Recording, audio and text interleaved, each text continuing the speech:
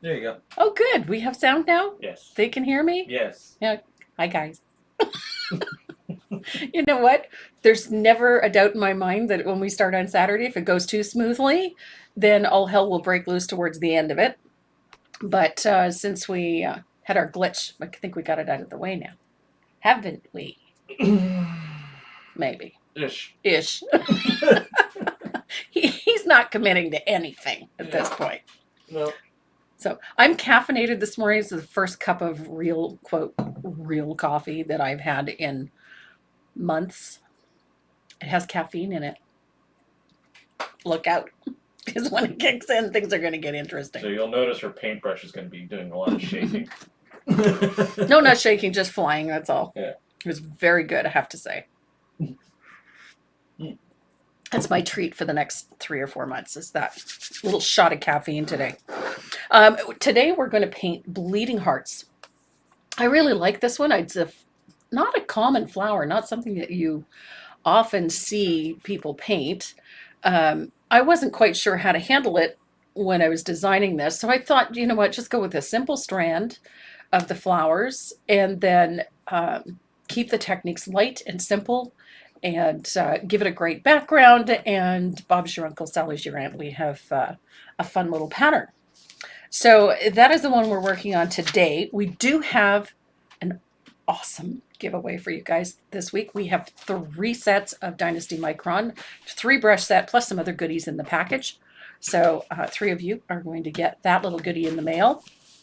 Don't forget that any order that is placed during the month of July on the website, your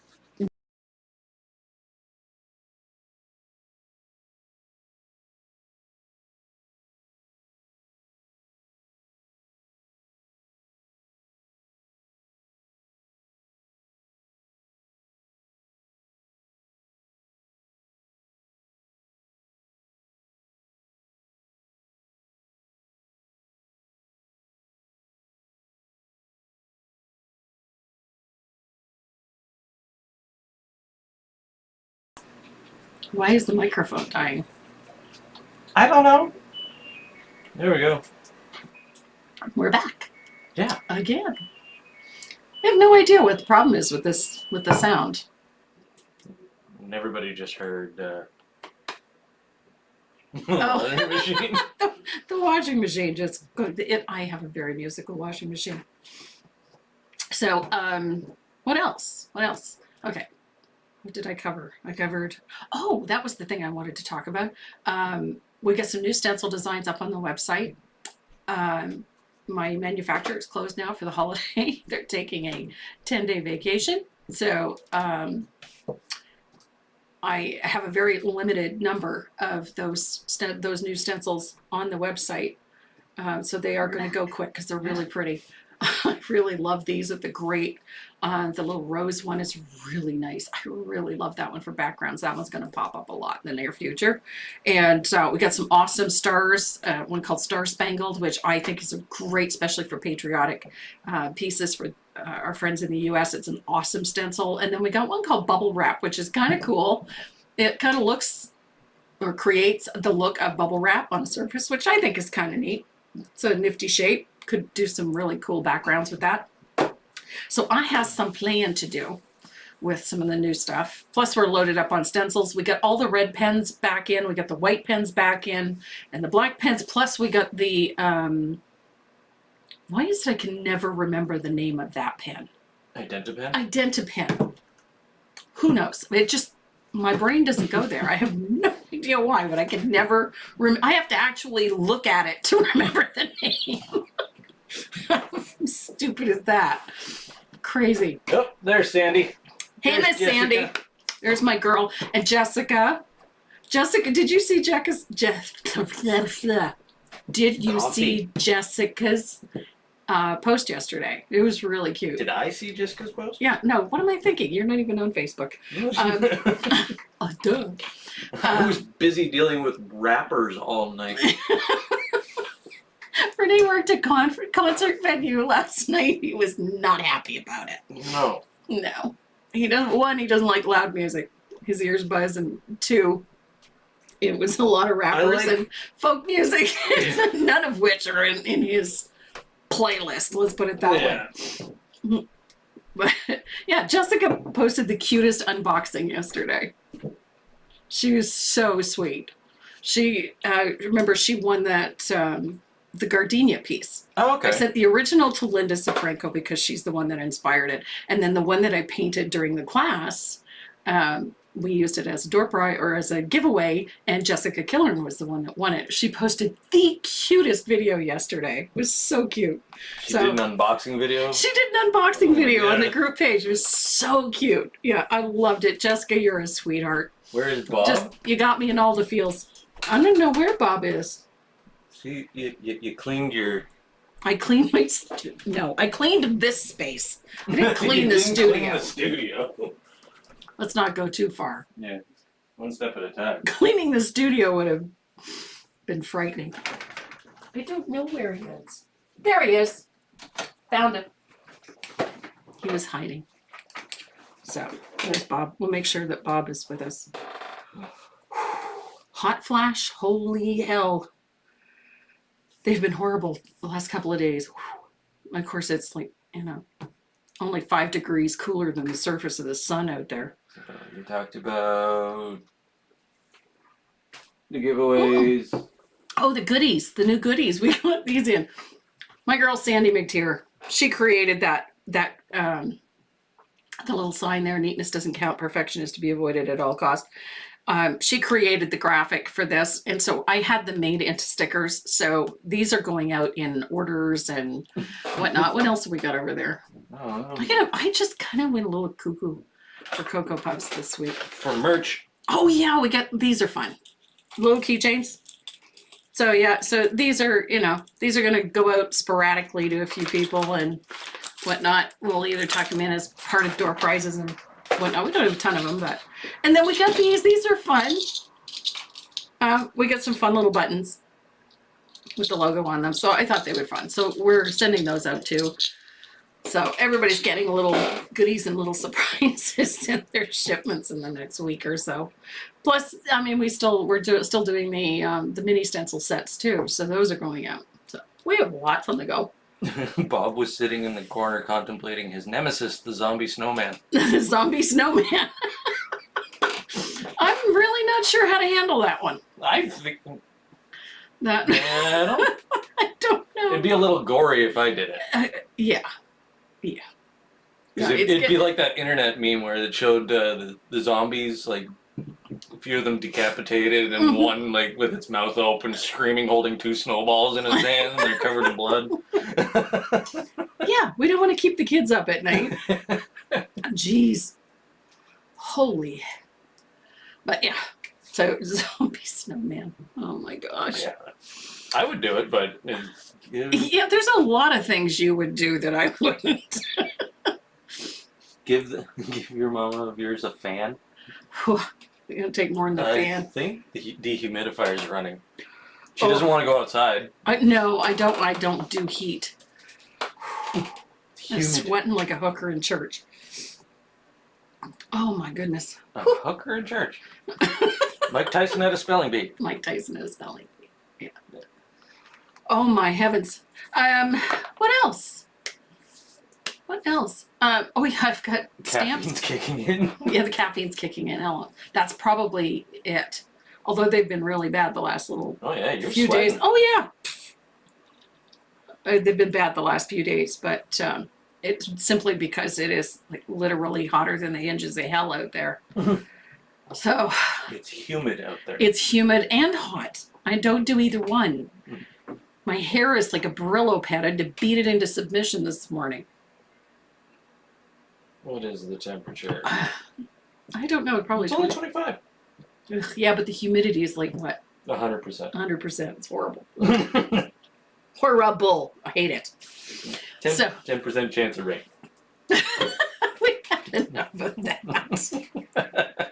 10% chance of rain. All Let's right. discuss the Weather Bureau, shall we? And their accuracy of late. Yeah. So we're going to paint bleeding hearts today. This one is really fun. I love doing this one. I love designing it. It was just such a simple paint. but you can really play with it quite a bit. So we're going to get on to that. And if you're ready to get started, so am I. No. We lose sound again? No. What did we do? Just your palette camera decided to freeze. Oh. There you go. Hi there. Here we go. Everything's Yay. working? Yeah. I don't think my nerves could take anymore. You can move your palette in closer if you'd Yeah, like. and I will when I'm ready. So what we're going to do is we're going to develop. Now I know you're probably sick of seeing this particular one, but I like showing it anyway in case somebody has never seen this done. We're going to use my little mini brayer, and we're going to use that vintage note stamp and the grunge stamp for this, the grunge set. As you can tell, these are my favorites because they're like a mess. Oops, sorry, Bob. So I'm going to start with, I think I'm going to start with this crackle because then I happen to like this one. And I'm going to load the brayer with some white. And I'm going to put the paint right on the stamp with the brayer. And then I'm going to stamp. I don't really worry about whether or not the stamping is accurate or if it's complete. It's not really all that important to this particular piece. But I do like to use all of the stamps that are in that grunge set because they're all interesting. They all have interesting patterns and textures. So I just tuck them in wherever I can get them. Ooh, I like that one. Let's do that again. Sandy McTeer. Oh. Tracy would be great living down in Georgia by you, wouldn't she? I'd melt. I would just be a puddle with a fuzzy thing on top. You know, this wiry gray mop hair sticking out. That would be the extent of it. I don't do heat.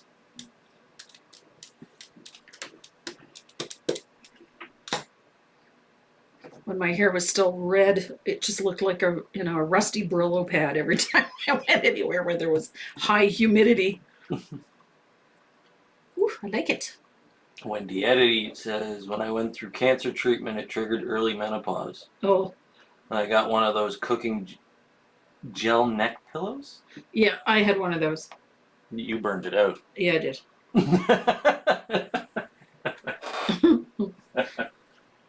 And there's Sheila Landry. Hey, Miss Sheila. And That's Linda my girl, Safranco. Linda Safranco. My God, everybody's coming in. Oh, our heat index right now is 106. Who said that? Linda Safranco. Oh, she's in Louisiana. Oof. Blech. I love Louisiana, but that would be the perfect reason to not go. Oh my God. Because that, I could not do that heat. No, thank you, madam. I think I can deal with the heat as long as there's good food. Oh, well, there's definitely an abundance of that in Louisiana. Well, yeah. Kitchen cooking. So this is where I'm just going to fill in some of this space with that vintage note stamp. I don't really care if it's, perfect. I think that's enough. So I like using that grunge stamp because it has so many variations and you have everything in one kit, right? So it's, you've got that signature-y, texture-y thing, and then that little postage seal, and then the crackle, which I love this.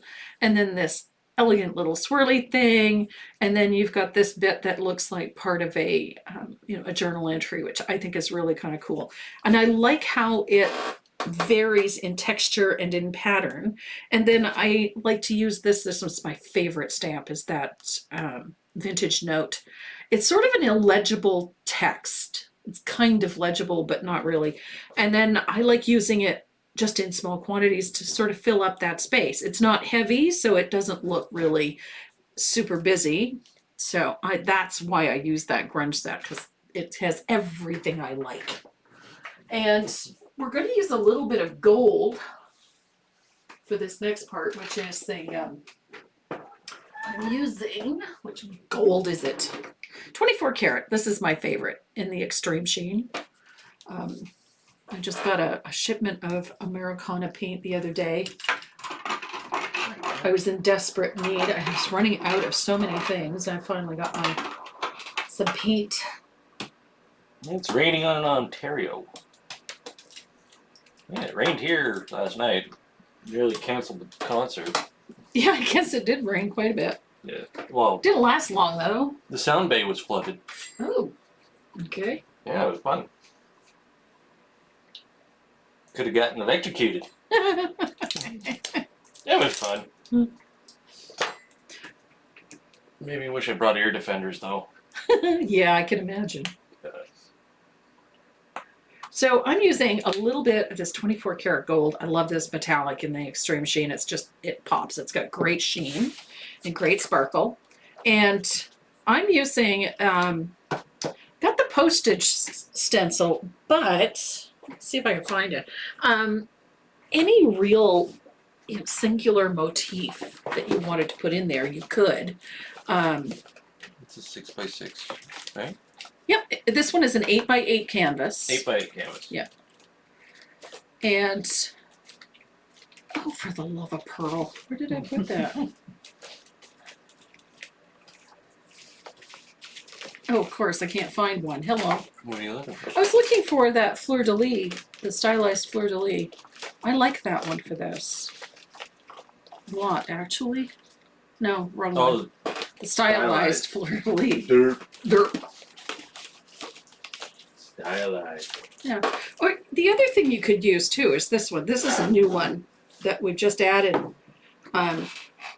This one's called Elegant Corner. It's actually an older stencil. We've just put it onto a 6x6 so that we've got, the 3 elements.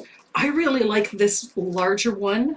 We could tuck that in here instead. Sometimes I use the fleur-de-lis or that postage one. This one's really pretty. It's a great little corner element. Looks so elegant. Looks great in corners. You could use that.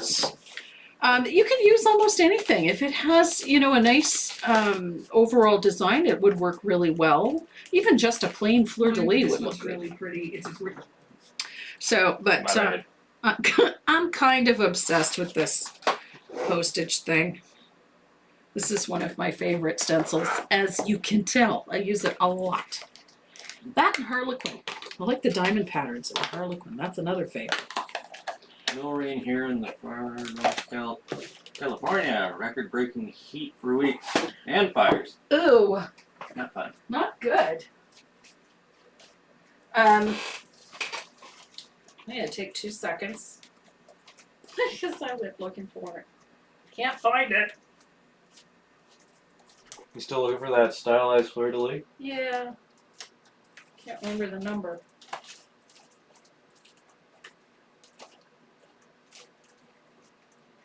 So we got a massive stencil order in yesterday. There we go. Okay, this is the one I was talking about, the stylized fleur-de-lis. I love this one. It's so pretty. And it works really nicely because it's in that same ballpark size-wise.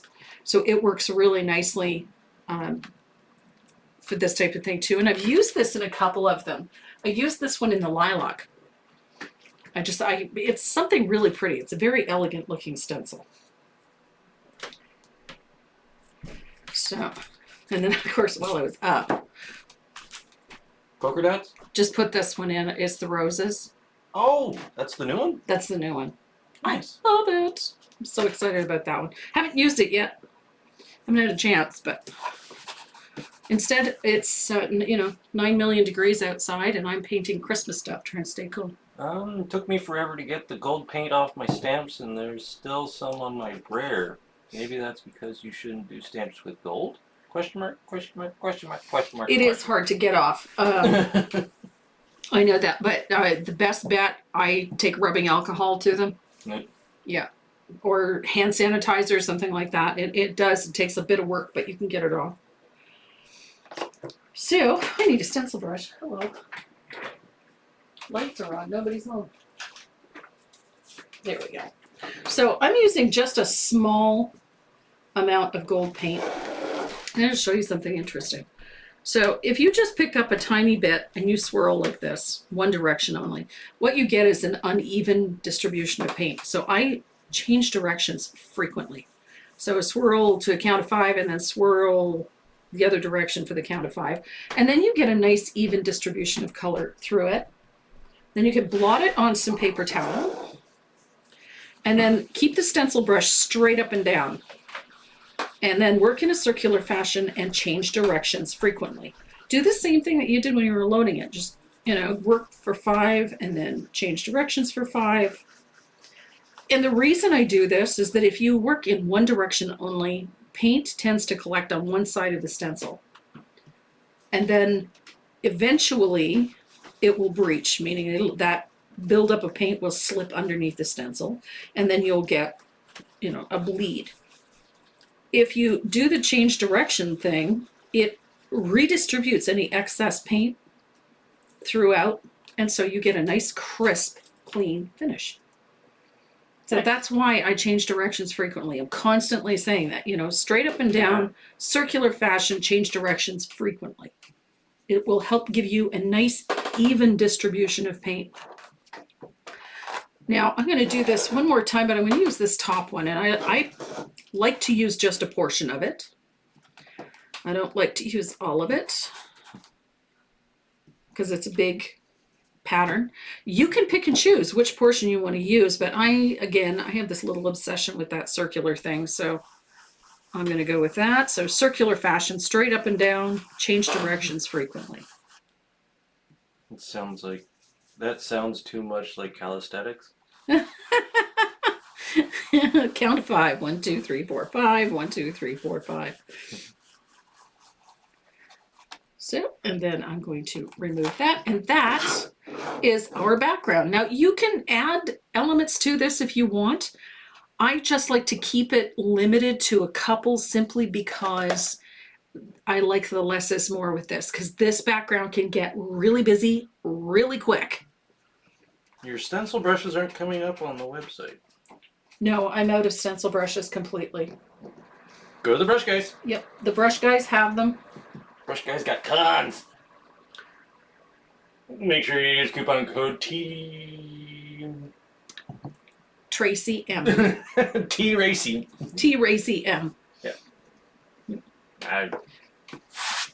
So now that I've got that on there, I'm going to dry this real quick. That metallic takes a little longer to dry than the regular acrylic. That concert took a lot out of me. I'm still tired.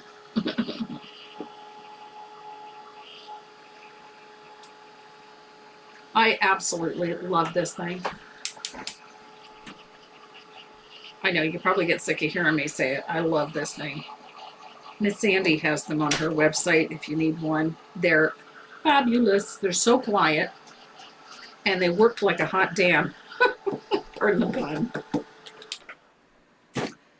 So, now that we've got all of this done, I'm going to thin out a little bit of my favorite color, asphaltum. Anybody that knows me knows I paint a lot with asphaltum. So I'm going to grab my fugly brush. There it is. That's my fugly brush. This one is really fugly. I need to replace some fugly brushes. So I'm going to thin out a little asphaltum. Just with some water. You can use glaze like Joe Sonia's Fast Dry Glaze, or you can use water. Either one will work just fine. And we're going to put a wash of asphaltum over top of all of this. And this is going to set that back, knock all of that brightness out of that white and some of the flash out of that gold. Now, if you prefer to keep the brightness of the gold, just wait until you've done the antiquing and then do the gold. You don't have to do it in any specific order. That's entirely up to you. Now, putting this wash over top of that black does a couple of things. One, it warms up that black. Keeps it from looking too harsh and too cold. and it subdues all of that white stamping that we've done. And it sort of kills two birds with one stone. So now we have this nice warm tone. And that same with the gold. That gold takes on a nice rich, almost aged appearance. So it becomes quite a bit softer. Not so garish. And I'm taking that same wash of color around the edges of my canvas as well. Just like so. Neatness doesn't count. Perfection is to be avoided at all costs.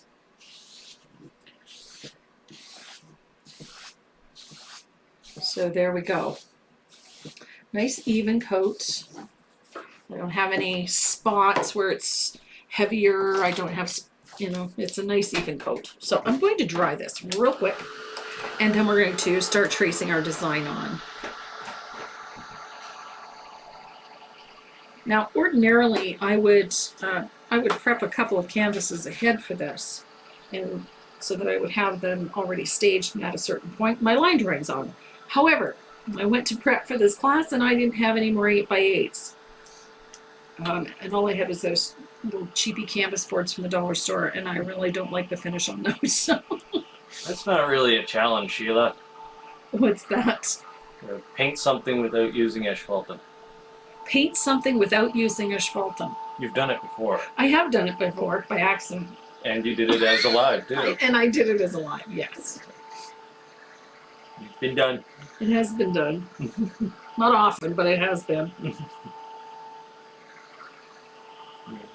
Now, Sue got her fugly brush. Excellent. So, I wanted to take a minute and show you something. I've got a little spray bomb full of water. Now, every once in a while when you buy these canvases, these ones are the Art Minds type that you get at the local Michael's store. And every once in a while, they're a little stretched out and a little loose. And there's a way to tighten them up without too much effort. And you're just going to take a little bit of water in a spray bomb and spray the back of the canvas. Soot. Make her go. So Miss Soot's in a mood this morning. So then you can just take your heat gun or hair dryer to the back of your canvas. And it's going to cause that cotton to shrink a little bit, and it'll help tighten it up. So whenever a canvas looks a little bit loose, or you're not seeing enough bounce, or it's not taut enough, this is a really quick way to cure that. It just tightens everything up nicely. Has anyone tried canvases from the Dollar Tree? We don't have a Dollar Tree here, but so I'm not sure what the brand is. Our local dollar store actually has really nice canvases, a nice surprise. The Great Canadian Dollar Store has pretty decent canvas. I was rather surprised by that. Soot wants attention. Yeah, that's exactly what she wanted. So She shut up pretty quick once we picked her up. yeah. So now that I've sprayed the back of this, I've got a nice tight canvas again. So that worked out very nicely. My puppy is sitting in front of the TV trying to find the kitty.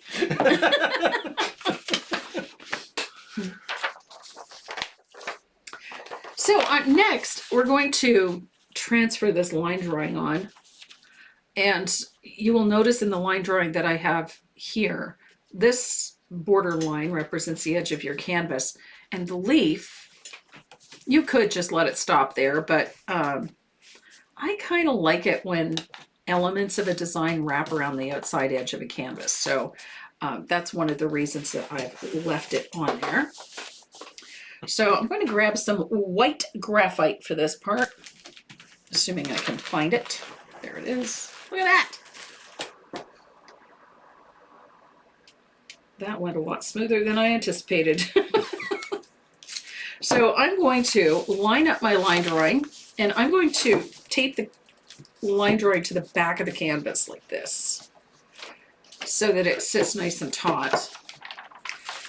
And then I'm going to put my white graphite in, making sure I have the shiny side down, because we have all done this. Put an absolutely perfect transfer on the back of our paper. We do not want this. So there we go. I've got it in place. And now I'm going to wrap that all the way around, and I'm going to tape the line drawing down on the other side as well. This is going to make sure that that blessed line drawing does not move. Ta-da! What's with Bob? I don't know. Bob's just being weird. Bob's being rude.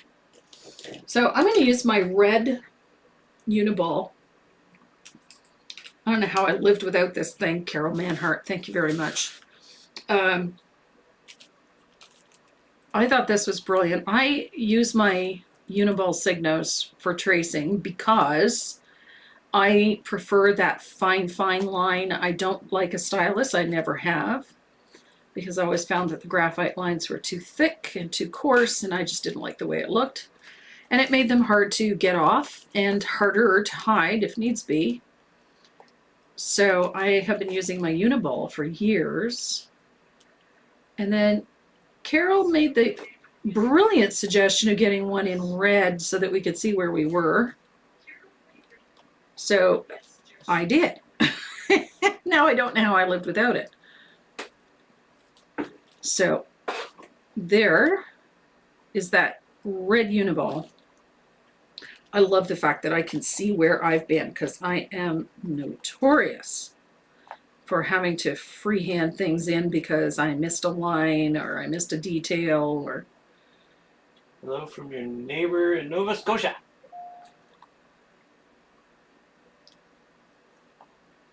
And which neighbor? Karina Kinsman? Hi, Karina. Where in Nova Scotia, I wonder? Ooh, I bet Halifax. Halifax? Halifax? Actually, I think Karina is from like the Sackville area, I believe. Really? I Sackville? think. Lower Sackville? You got relatives out there? We do indeed. Lower or upper Sackville? Lower Sackville. Why aren't you using the silicone mat anymore? I don't know. I took it off one day, cleaned my painting station, and have forgot to put it back. No real reason. I just forgot to put it back. Is there something I should know about? Thanks so much for all your tips.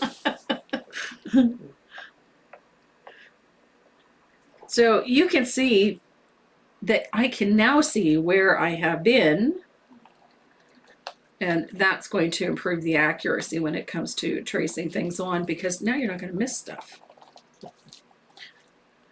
Especially if you're like me. I get so busy and anxious to move on to the painting part that I have missed things in the lines drawings and then end up having to put them in because I'm sitting there with a puzzled look on my face wondering what the hell I missed. Haven't been here in a while because of a sickness. Oh no. Sorry to hear that. Yeah. How's your new membership program going? Awesome. It is. It's going awesome. We've been having so much fun. And the group is amazing. I mean, the stuff they're posting is just wow. Like from the first class, all of those hot sauce pieces are just spectacular. Talented bunch of people. I'm curious people. to see how the Gather one. I'm anxious. They're only a couple more weeks away from that one. Yeah. And I am busily working on the next one. Think Christmas. Yep, think Christmas, because we're doing Christmas for the membership group. You want to show off the background at least, because that's what you. Nope. No. Nope. And this group's painting Christmas next week too. Oh. The Saturday group. My everybody that comes here, so we're painting something Christmassy next week.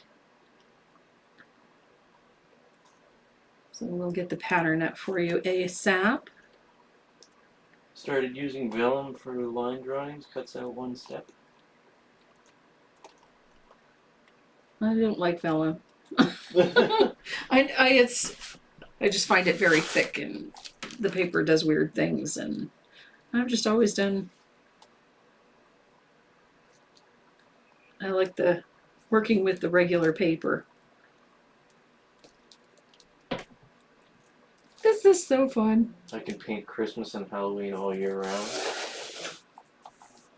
I can paint flowers all year round. I love painting flowers. Is it the zombie snowman? No, it is not the Please? zombie snowman. It isn't a snowman. No, it's not a snowman. No. I can see it from here. It actually, it's very warming. It is warming. And So- a very cool background. In a very cool background, yeah. So,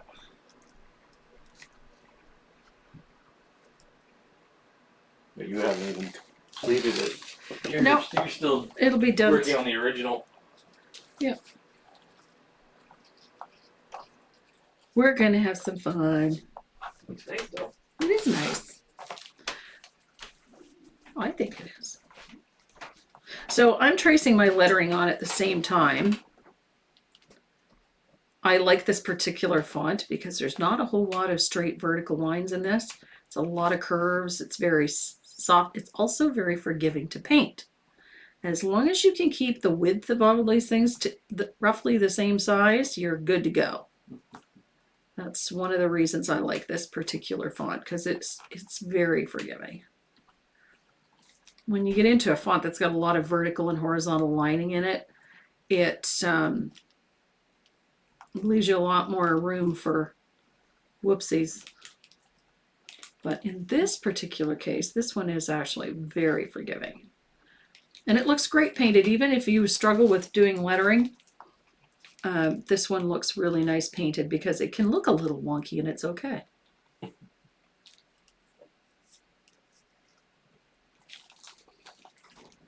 And it's elegant, and I like elegant. I use printer paper for tracing, but put 3 small registration holes in it so I could realign it when needed. I don't see, and I absolutely hate having to realign anything. So I am one of those people that does not like to retrace anything. So if have missed something, I will freehand it in before I will put something back down. And the way I base coat things, I don't ever have to retrace my line drawing on because I hate doing it. It's just a thing. Okay, so I'm having a look at this and I think I've got everything. I don't think I've missed anything. Is that font one of your own? No, this one actually is called Melanie. And you can buy that particular font, download it to your computer from fontbundles.com. They're one of my favorite sources for a variety of fonts. I've probably got 10,000 or more on my computer, but there are certain ones that I really, really love using, and this is one of them. It's called a Melanie. So I have everything traced on here. I do not appear to have missed anything. Yes, I have, right here. So now I can, okay. The red pen, it The works. red pen, it works. I love these things. My original shipment for those pens got lost and had to deal with Amazon wholesale. And gotta tell you, it was one of the nicest experiences I've ever had with a lost shipment. Ta-da! There we go. Now there's a couple of spots where I didn't quite press hard enough. Good gravy. There. Had it on there so good, couldn't get it off. So I'm going to grab my white chalk pencil and I'm just going to sketch that in really quick. There we go. And if you ever need one of these things, Cupboard Distributing has them. They are fabulous. Just love this chalk pencil. Okay, so I think I have everything in place. So we're ready to start base coating this. I'm going to start with a little bit of warm white because we're going to be using warm white for the interior portion of these little guys. Can we ask what size the Christmas piece will be? The Christmas piece is an 8x10. You can put it on a canvas or a wood panel. Let me belay that. It's not quite 8x10. It's like 7 3/4 or some stupid thing. So it's roughly 8x10. I get a kick out of some of these manufacturers and the way they label things. It's 7 and 1/32. Like it's so close to 8x10. It's ridiculous, but And when you start looking at it and you're going, how many thou? exactly. Sorry. No. So I'm going to use a little bit. Did I use warm white for that or titanium white? Titanium white. That was smooth. Okay. Oh my god. I'm still tired. Didn't sleep well. My ears were ringing all night.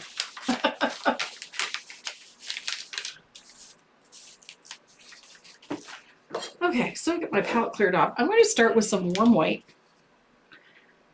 And for these flowers, we've got warm white, we've got bubblegum pink.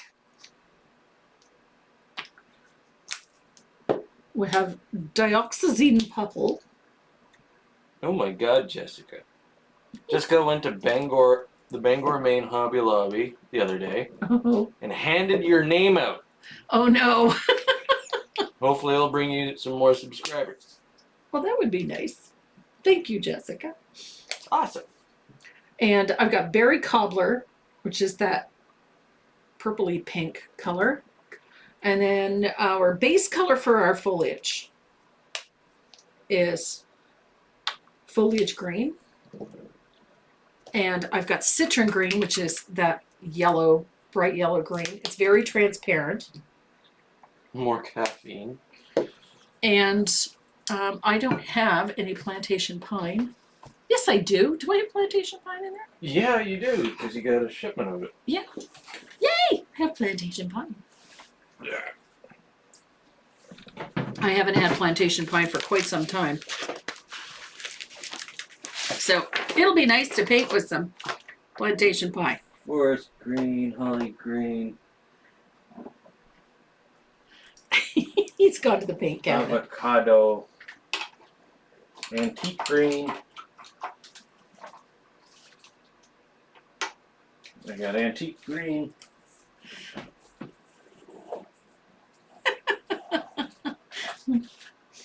Margarita. So- this is the last bundle, you may not. Crash. Ooh, that was quick. And this is sour apple. So I don't have plantation I pine. do not have any plantation pine. I could have sworn there was some in there. Nope. So I'm going to base these, I don't know what to call this. Let's call it the inside of our, We got thicket. no thank you. That's too gray. It's fine. I got some sap green. I'll use that. What about festive green? No. Teal mint. No. He's going to go through the entire Leaf green. That just paint makes cabinet, sense. going through every green that I have. And he's going to hear no at every turn. Forest green. No. Holly green. Mm-mm. Sea glass. Nope. Too blue. Too gray. Too light. Then I don't know what you're gonna do. I'm going to use sap green like I have been for the last, I found a button. You found a button? Yes. Sap green. So I'm just using a little bit of warm white, base out this little teardrop section in the center of our flower. Oh, Karen Jones's back is bad today. Oh no. That's why I stayed home and didn't go with the boys. So there's my back lets me, I will play in the studio. Oh no. Poor Karen. Yeah, she has a terrible back. Gives her grief a lot.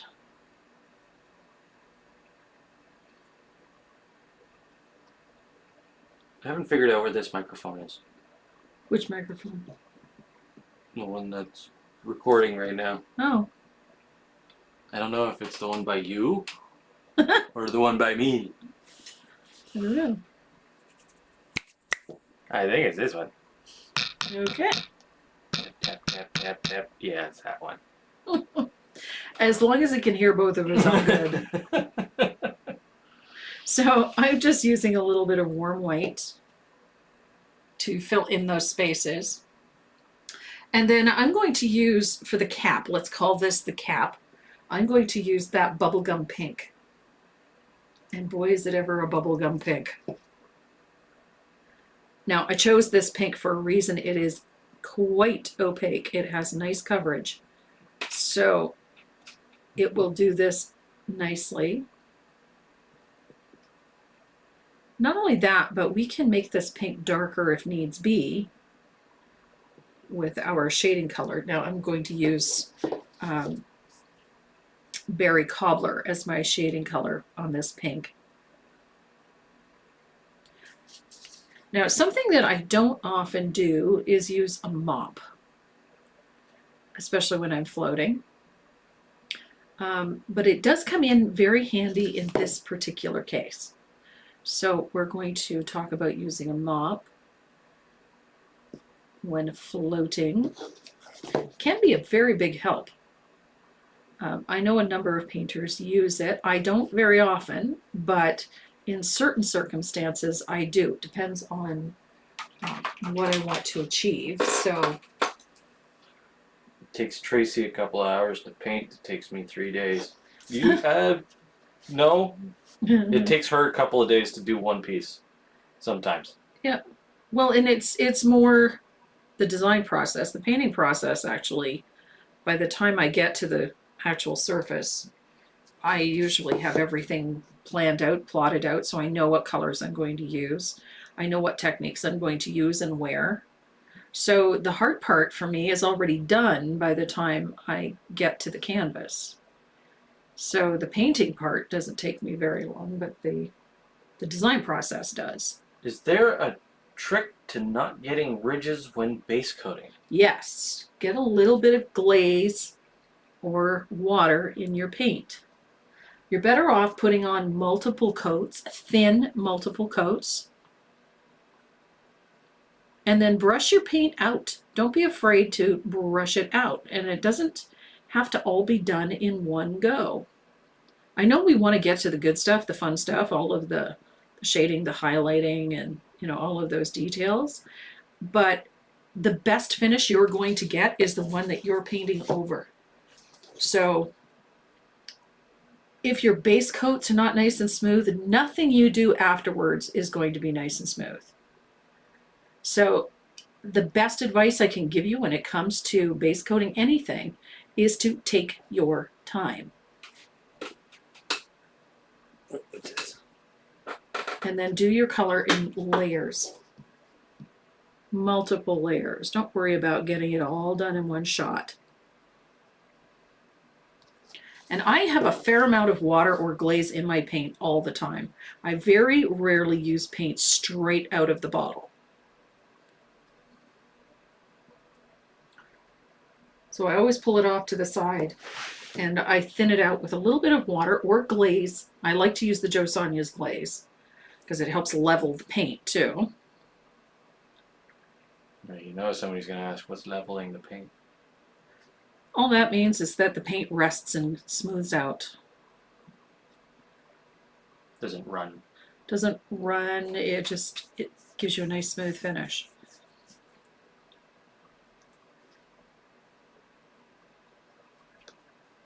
Now I will probably need, I will need another coat of this pink, but that's okay.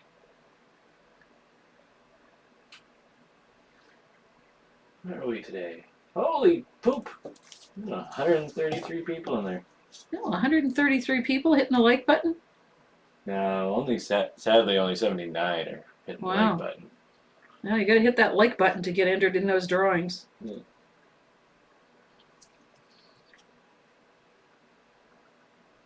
got 3 sets of Dynasty Microns.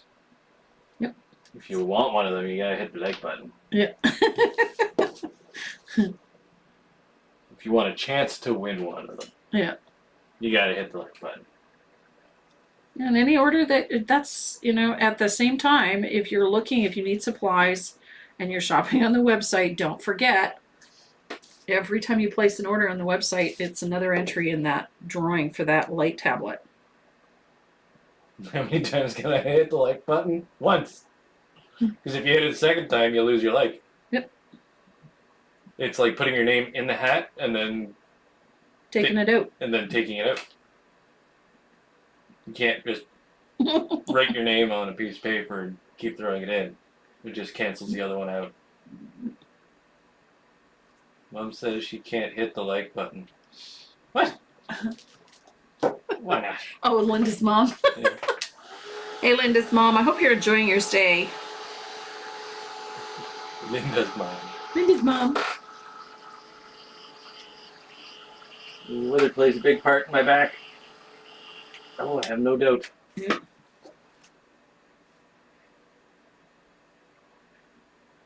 I don't have either of those pinks.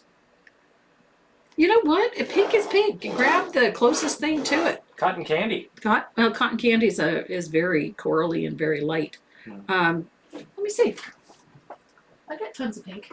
Let's see. What would be a good replacement for bubblegum pink? Electric pink would be cool. You don't have to go into that value. You don't have to go into those really super bright ones. How about baby pink? That would be pretty. Wasn't that a color of the week? Yep, it was. And carousel pink. There's another one that you could use. They can be whatever pink you want them to be. Yep. Blush pink? Blush pink. There's a lot Blush more pink. red. Let me see. I think I've got a blush pink. That's bubblegum. Pink, petal pink. Dragon fruit. Or dragon fruit. There's a good one. Joyful pink. Joyful pink. That's a good one. You just gotta have, a slightly darker value of that color for the shading, and that's all. So, use what you have.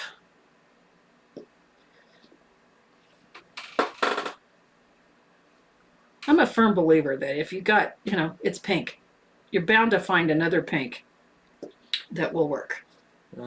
She says she's learning a lot and will have a few pieces to take home with her. And she says, Hi. So I'm going to put one more coat on, and then I should have a nice opaque base coat. M. Dima says, woo, I finally made a live. Yay! Welcome. And she says, hi, Tracy. So that pink, that bubblegum pink, is actually quite nicely opaque. It's going to give us a nice base coat in here, in just 2 coats. What kind of brush are you using? This one is actually a number 1 round. I'm using a tiny little round for these little spaces. You could use a number 2 rigger for this too.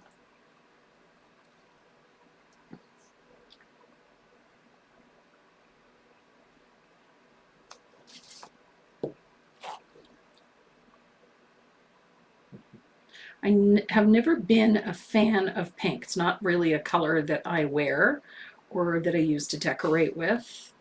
But Indeed. Dang.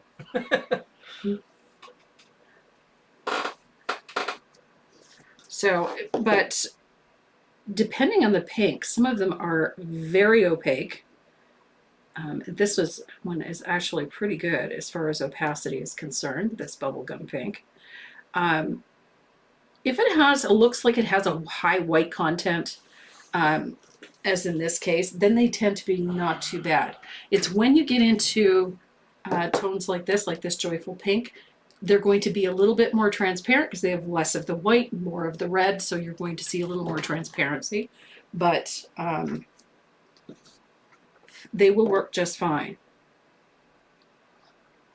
You could change up the colors of these bleeding hearts and go into a purple, like a lavender tone, a nice light lavender tone, and then use the diox to do the shading up top.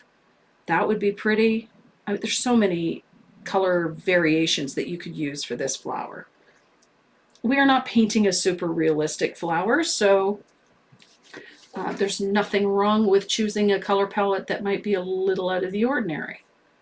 Where's the like button? That depends entirely on what device you're on. Yeah. It could be in a multitude of places. So I think Renee is going to draw here shortly for one of those micron sets. Holy poop. We got 104 people. There That's more like it. we go. Yeah, wow. Copy. So, I think Copy the entire list.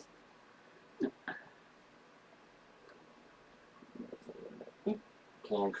so. There, I think my pink is opaque enough. So now I'm going to give that white section another coat.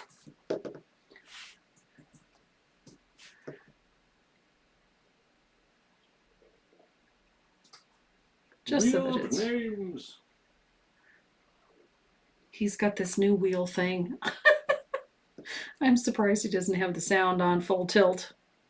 No, not yet.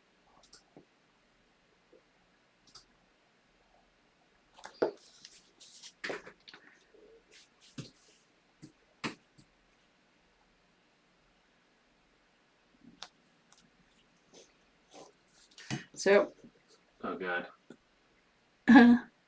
what? Oh God. Is it a name you can't pronounce? No, it's just.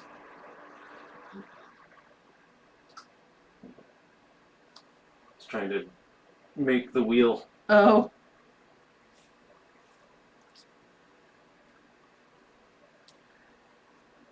So that little bit of white in there.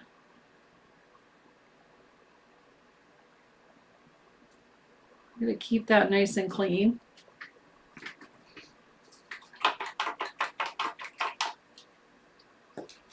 And I'm going to dry this real quick. And then we're going to do those leaves and a stem.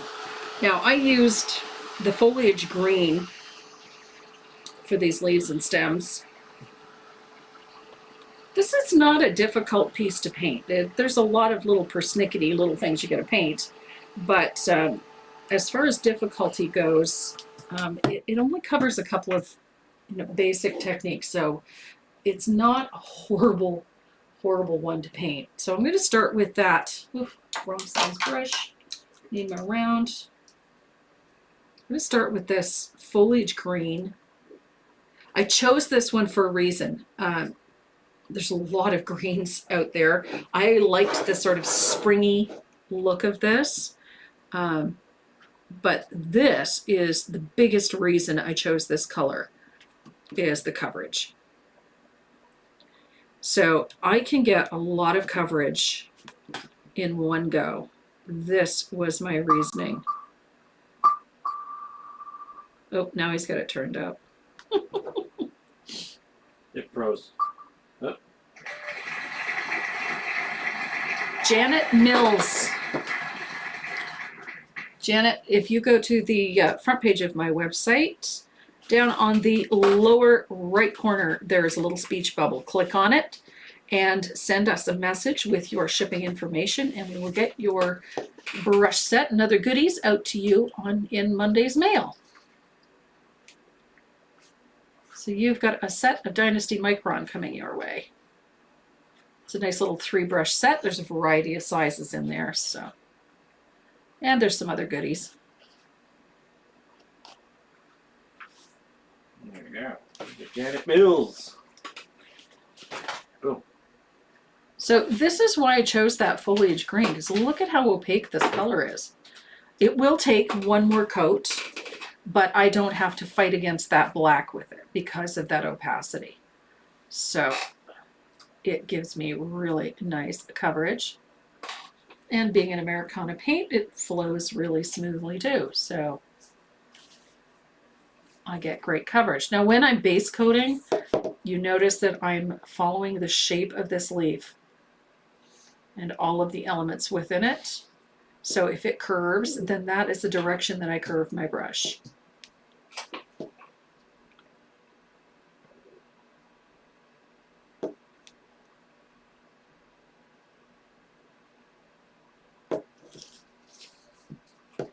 I don't know what it is about the leaves on this, on Bleeding Hearts. It reminds me of parsley for some reason. I have no Oh, it idea does look why. like It does parsley. look like parsley. It reminds me of parsley. Yeah, let's do another. Oh, he just likes playing with that wheel.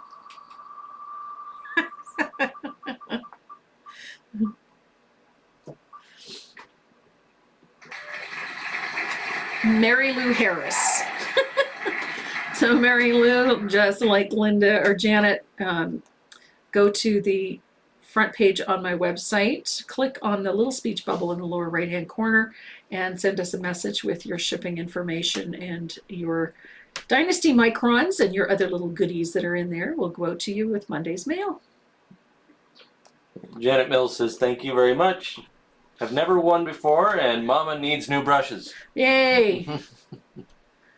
And what better than Dynasties? Yep. Should be in your files, but I'll send it again, so thrilled. Mary Lou Harris.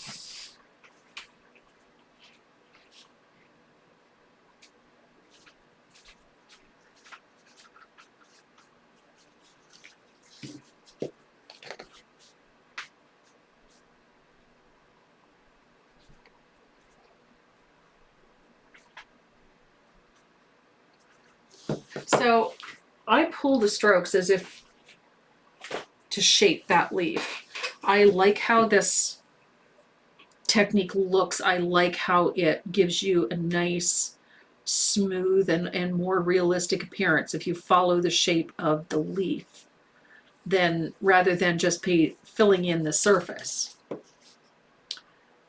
There are obviously exceptions to that, like when you get little spots like this that are hard to get into. But for the most part, if you follow the shape of that leaf, you're going to end up with a nice result.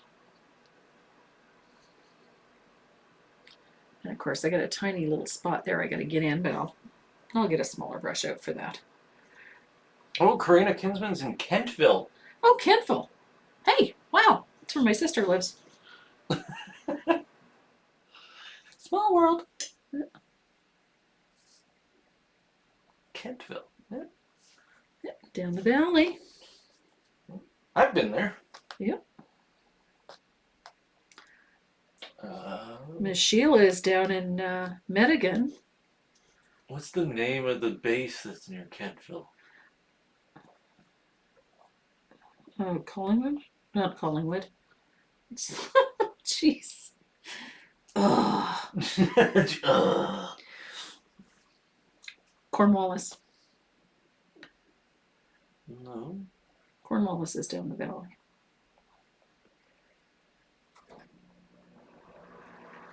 That's the base that's down there. See, it'd be Cornwallis. What?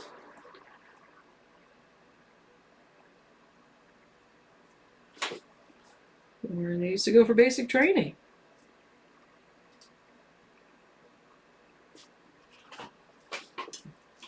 TFB Cornwallis. Karen was stationed there at one point.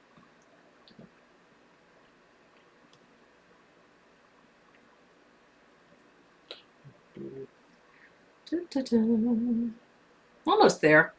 I know this is the boring part, watching somebody base coat something. But it does come together rather quickly.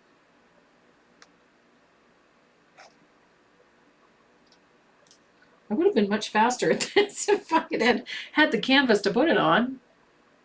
Of course, my Michael's order got here just before we went live, so Cornwallis is near Digby. yeah, have another look at that map. Kentville's like just down the highway.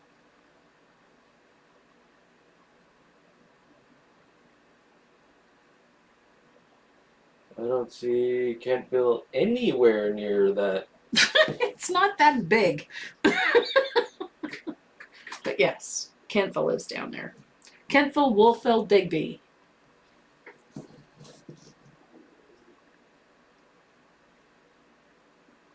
It's a beautiful area down there. Miss Sheila's in that neck of the woods too. She's down in Medigan, which is not far from Digby.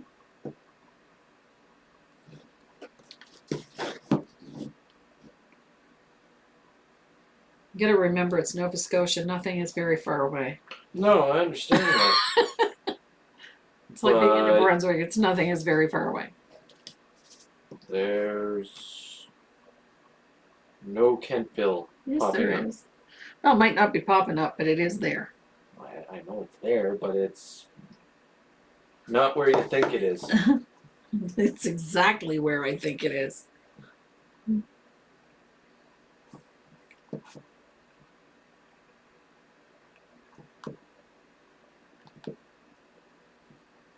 Da-da. Not even friggin' close. It's more north. Well, yeah. Yeah, Cornwallis is way down here. Way down. Well, So sure, nothing is way down. well, there is a base right in Kentville. You got me. Don't know that one. So I'm just stroking in the last of these little stems. Like that. And there's a little leaf right at the tip of that little branch. Tiny little leaf. There we go. And I'm just going to clean this up a bit. And then I have a couple of little things I got to fix. Aldershot. Aldershot. Oh, good Lord. It's a cadet camp. Well, it's just I know, but it was a cadet camp when I was a kid. It's a training area. it's where I did my crack thumb range. Sit in this hole. Why? Okay, that was close. That's what a bullet going over your head sounds like. Yeah. Can we not do that? This is what this sounds like. Let's not say we did. Okay. North of oh man, I'm missing the chat here. Greenwood? No, I've been to Greenwood though. Greenwood. I have been to Greenwood Air Force Base. That's where Karen and Bill were. It was Greenwood, not Cornwallis. I broke my hand in Aldershot. Ended up having to go to Greenwood to go get my X-rays. Of course you did. I broke it on somebody's face. Good, you were young and foolish. I was young, foolish, and what was it? Thought you were invincible? No, it wasn't a thought I was invincible thing. No. Was it you drank brown liquid thing? Yeah. Okay. Drank some of the brown stuff and hurt my hand. Yep. On someone's face. Mm-hmm. So I'm just going back in on this leaf with a second coat of that foliage green, and you can see that the coverage improves dramatically. Super easy. And this is also where I clean things up a little bit on that second coat. So any edges that might look a little ragged or points that aren't real crisp, this is where I clean those up with that second coat. And again, I'm not putzing too much or fretting about any of this too much.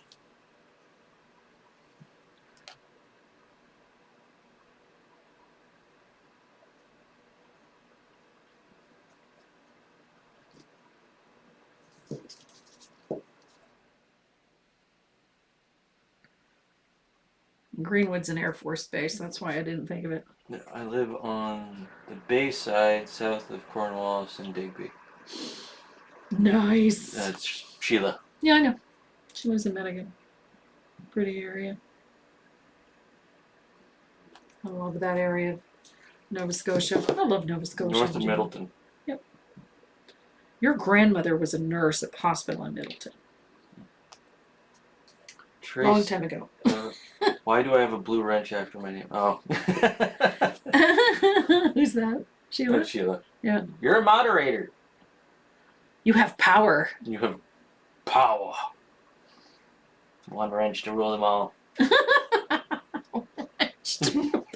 Gotta love these Game of Thrones. What is it I'm thinking of? Oh, the Did ring. you just say Game of Thrones? I did, and I was thinking of Lord of the Rings. Hello. Jeez Louise. Wow. One wrench to rule them all. That would be more Game of Thrones than. No, it's Lord of the Rings. Dare you get those confused? I'm just messing with you. Okay, I'm just about there. Mind you, Game of Thrones is like the sex, drugs, and rock and roll version of Lord of the Rings. It is. Yeah, exactly. I like it. How many coats do you put on your base coat? I always told to paint 3. Well, it depends on the color. But generally, if it's a mid-value like this one, where you're getting reasonably good opacity out of it, 2. Primarily because I work in multiple layers of colors, so it really doesn't make any sense to put 3 coats on when I'm going to be putting on 3 other coats of color over top of it.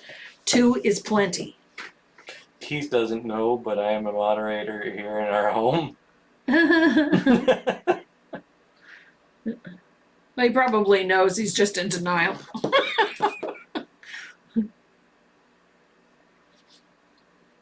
Making a strawberry pie while you paint? What? Ooh, yummy. Gimme. I'd like some. I haven't made a pie in a long time. I should make a pie. What kind? I don't know. What kind of pie do you want? Yeah, it's been a while. A round one. Well, that one I can do. If you make a square pie, I'll laugh. I'd make a square pie just to you off. Just in spite. I would like a round pie. You get a triangular pie.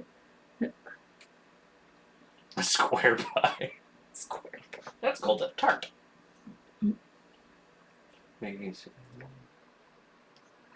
There. Okay. So I gotta worry about that at a later date. So, because I want to get into doing some of the shading and talk about floating, because there's a reason why we call it the F word. I think she decided on sap green, but I think originally it was... It's plantation pine, or that's what I usually use. Yeah, but she used sap green. But I'm using sap green this time around. So I'm going to dry this real quick, and then we're going to talk about floating. Because we all call it the F word. I want sugar pie, says Karen.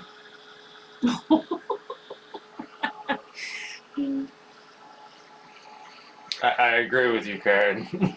I'd like a sugar pie too. That's like the go-to in this family. You can't have anybody upset about sugar pie. No, nobody gets upset if I make sugar pie. Chocolate pie? Oh, pecan pie. I want pecan pie. No, I don't have any pecans. Okay. It's pretty much a sugar pie with pecans. Yeah. Sugar pie is a very much a French Canadian dish. And my husband's family, it is next to water. One of the most important things that we can make. Yeah. Those of you who don't know what sugar pie is, imagine a pecan pie without the pecans. That's as close you're going to get. That's as close as you're gonna get.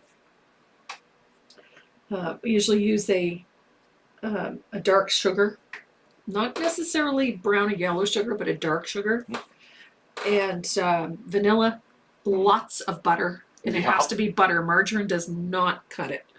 Has to be butter. Is it like butter tarts? No. No, not quite. So the first thing I'm going to do is I'm going to lift these flowers off of those leaves by putting in some initial shading around and on those leaves, and I'm doing that with a thin float of either plantation pine. I'm using sap green because I don't have any plantation pine. So I want to lift this off the surface, and I'm doing that with a thin float of that dark green, that plantation pine, or in this case, the sap green, keeping the darkest value towards the edge of that pink, because I want that to come off the surface. Don't you grow a lot of wild blueberries in New Brunswick? Yes, we do. We do. Doesn't mean they're cheap. No, wild blueberries are not cheap. I have tons in the freezer, so I could make blueberry pie. Blueberry pie. No one's gonna complain about any pie you make. No, that's true. I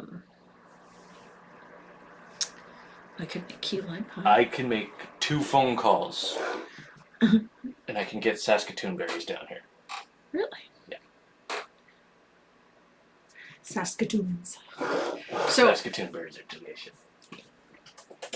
I could make a call to Nova Scotia and get some Hiscat berries. Ooh. Okay, so I've used a little of that green just to lift these flowers off of that surface. And that's all it's there for. So I'm going to dry that a little bit. And then we're going to start shading our flowers. This sounds like instant diabetes. Sugar, actually, that's the misconception, is people automatically assume because it's a sugar pie that it's going to be super sweet. It is sweet, but it is not overly sweet. It's buttery. It's very rich. Yeah. It is very rich because I use, it's made with milk and butter and sugar and vanilla. Yeah. And over the years, I have gravitated towards using an 18% heavy cream rather than milk. And so it makes this nice, rich, buttery, creamy flavored pie. I think it's my husband's favorite. So we're going to shade the top of the cap up here. This is that pink portion is called the cap. And we're going to use that berry cobbler. Now, let's talk about floating. I use angled shaders for floating. Not everybody likes them. Some people prefer to use flat. That's fine. Whichever type of brush you prefer to work with, whether it's a flat or an angled shader, that's entirely up to you. It is entirely a matter of preference. I prefer using an angle for a couple of reasons. One, I like the sharp edge on the angle, and I also like the fact that it immediately gives me, I don't have to fight against two square shoulder. I can angle it in quite nicely. So I'm going to use berry cobbler, and I'm going to tip load my brush. Now I only tip load a small amount on my brush, and I blend back and forth. You notice that I flip the brush over for this blend, back and forth. And then I walk my brush into that initial blend, which means that I'm going to push the brush in that direction. So I'm walking into that initial blend, and then I walk back out, always going both sides of the brush. And what that does is it creates that gradient, that transition from dark to light. That's what that blend does. It allows you to move the color from the point of the brush back towards the heel. If you have too much color on your brush and you start doing this, back and forth, back and forth. Now you can see where that dark color has collected. I'm going to move my brush into that puddle, and then I'm going to move it back out. That's how you get that nice gradient. So, and because I'm using a little bit of fast dry glaze in my brush, I can come back to that original puddle and pick up more color. And then I'm going to go to my surface. And for this one, I'm going to come in just slightly from the edge of my flower. And I'm going to lay that color in. I've left a tiny space. And this is where I talk about that, using that mop brush. Now, I'm using a flat top mop. This is an IPC mop. This one is a super soft brush. I mean, super soft. The hair is very fine. And this is where I just gently tap the end of that float. And it gives you a nice soft gradient. So if you are floating and you have trouble with that little halo, so you've got your float here, and then out here you have this line where the color has drifted out, you can help get rid of that by using the mop to do that. So I come back to my puddle, pick up a little bit of that, walk into it, and then walk back down, and then my float is ready for the next one. Now, keep that whole chisel edge of that brush on the surface. That is important. All too often, I see painters tipping the brush up onto the tip. So this is what it looks like. So they tip the brush, so they're twisting like this. Well, this is why you get a line, because you're not allowing the whole chisel edge of that brush to do the work. So if I blend in up into that puddle and come back and use that whole chisel edge on that surface, I get a nice transition of color. If you tip it up onto its point, that's what you get. You get a stripe. Keep that whole chisel edge on the surface, you get a much nicer float.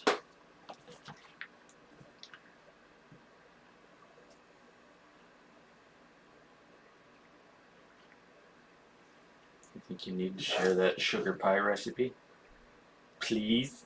It sounds like a lot like chess pie. So there I have my float, and then I'm going to take my flat top mop and I'm going to soften that border, and then I'm going to do the next one. Now, I do not do this in one go. I'm going to do this in a couple of coats.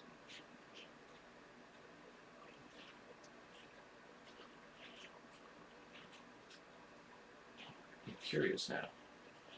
What's that? Chess pie.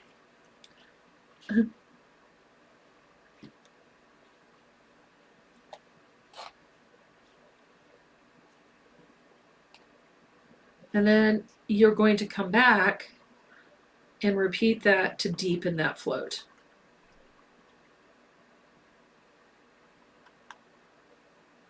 And you hear people talking about walking a float out, and this is what that means, is that you're going to put your float in, and then the next time you're going to come in just a little further down and float again. And what it does is it will allow you to walk that color out, meaning that you're going to pull the color down the surface. And I've got a halo going here that is driving me bananas. So I take the clean edge of my brush with a little bit of water, that heel, and I can erase that little line. I got this little halo thing happening, and that just means that the pigment is separating from the water in the brush.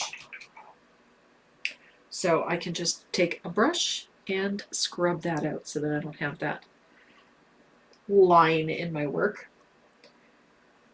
And then I'm going to repeat this process out here on the tips of these wings or horns or whatever you want to call them, just on the tip.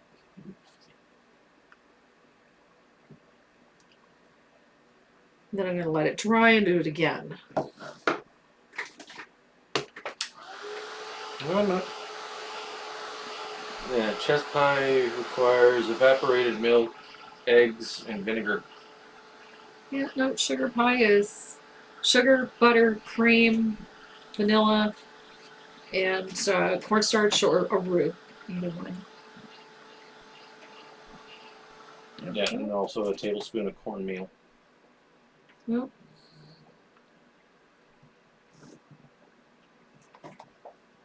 Distilled white vinegar. Half cup of butter, 2 cups of white sugar, 1 teaspoon of vanilla extract, 4 eggs, 1 tablespoon of cornmeal, 1/4 cup evaporated milk, oh my. and 1 tablespoon distilled white vinegar. So now we're going to shade that white portion in here. We're going to do that with some heavily thinned dioxazine purple. Now, I could have chosen a variety of lighter purple values, but I chose the diox for a reason. One, it's extremely transparent. And I didn't want to bury this or gray it out. So I'm just putting a little shadow of that diox on top of that warm white right there. And there's Troublemaker. Deb's up, has Yep. her coffee. You had coffee, Deb? I hope so. So there's that little bit of diox in there, and we're going to deepen that with a little bit of thinned asphaltum. And then I'm going to brighten up these flowers with a little bit of highlighting. So I'm thinning out that asphaltum really a lot because I want to just subdue that purple a tiny bit, and it also gives this a nice aged appearance. And it's just a little, we don't need a ton of it on there, but I do want to brighten this up. So all of that inside edge, I'm going to take a little bit of warm white and float, float, float, float, float, blend, blend, blend, blend, lots of water because I don't want this full strength. And I'm going to put a little highlight right there along that edge on the inside.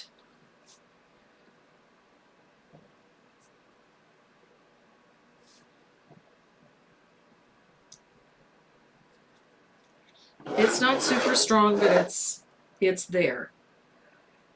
And what that does is it just brightens that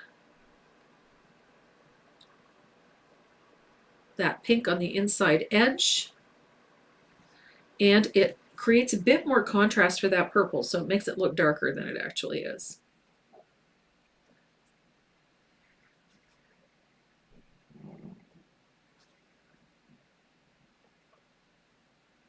There we go.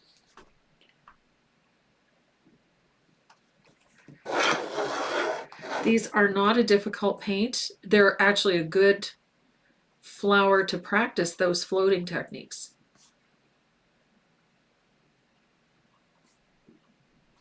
There we go. Maple syrup pie. Oh, that's a good one. Maple sugar pie, we make that too. Butterkuchen. Oh, butter cake. Mm-hmm. Now, this bottom section of this flower, right down here, is going to get 2 small dots of bubblegum pink. Right here. Ooh, tablet. Love tablet.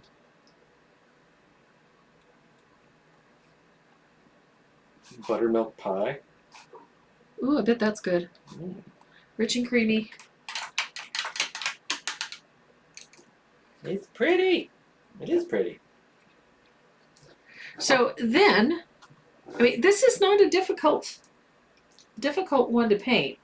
Any areas that you need to clean up, like I see a couple here that need doing. I need to fix this up a bit. Just not quite clean enough to suit me. Ooh. There we go. Rhonda Biggs is dealing with the tornado they had in Ontario. Oh my goodness. Hopefully everything's okay, Rhonda.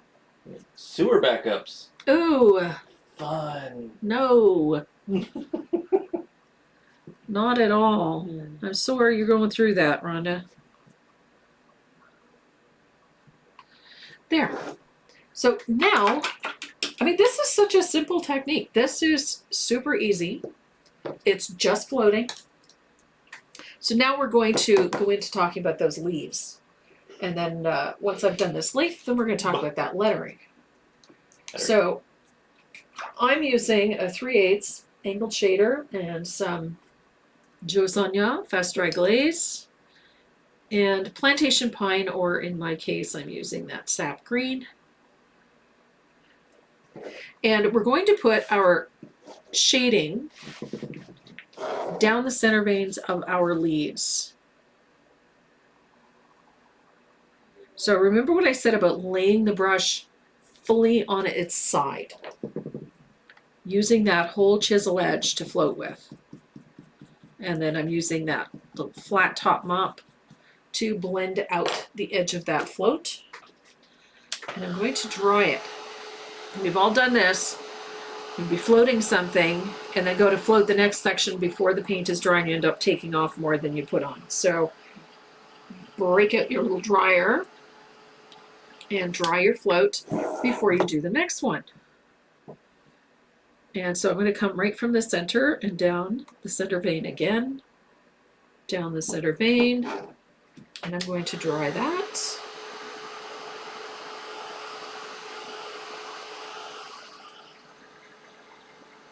Oh, Jamaican beef patties. Oh, yum. Curried goat. Get off the recipes. You're supposed to be looking at the chat. They're not talking. Well, they should be talking. No. Oxtail. Ooh, oxtail soup. Rice and peas. Jamaican rice and peas. Your dad's cooking tonight. Rum cake. Jamaican rub cake. Ooh. Oh, I bet that's yummy. Oh, Jamaican purple cabbage. Yum.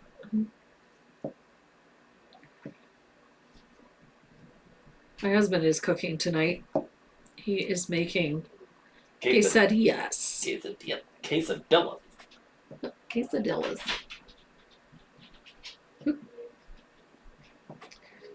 So that shading, remember what I said about keeping the whole chisel edge of the brush on the surface? It gives you a much nicer float, but it'll also give you a lot more control. So when you have that whole brush on the surface, it will give you a ton more control. Now I want this leaf to sort of roll the other way, so I'm going to lay the brush right on its surface, whole chisel edge on the surface. And if you mess it up like I just did, you can just reload the brush and do it again. So I'm going to lay my brush, whole chisel edge on that surface. There we go. Much better. And I'm doing the same thing for those little leaves. I'm going to dry this first so I don't muck it up too much.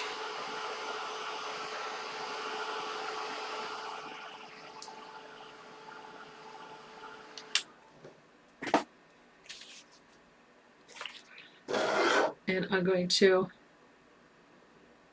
shade there, and I'm going to shade there. And you notice I'm bringing that shadow, everything comes back to that center vein all the way through. Oops. There we go. And then I'm going to shade the stem the same way. Same color. we want this to have nice, rich shadows. So I'm going to have a shadow on the underside of this leaf and underside of it. So again, whole chisel edge on the surface, darkest value, facing out. Same in here. Oops. Whole chisel brush, whole chisel edge of the brush on the surface. Just like that.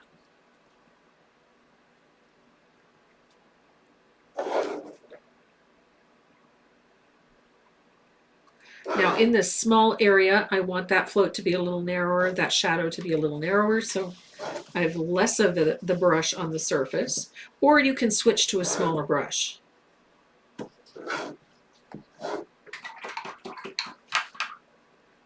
So now highlighting. I'm going to let this dry.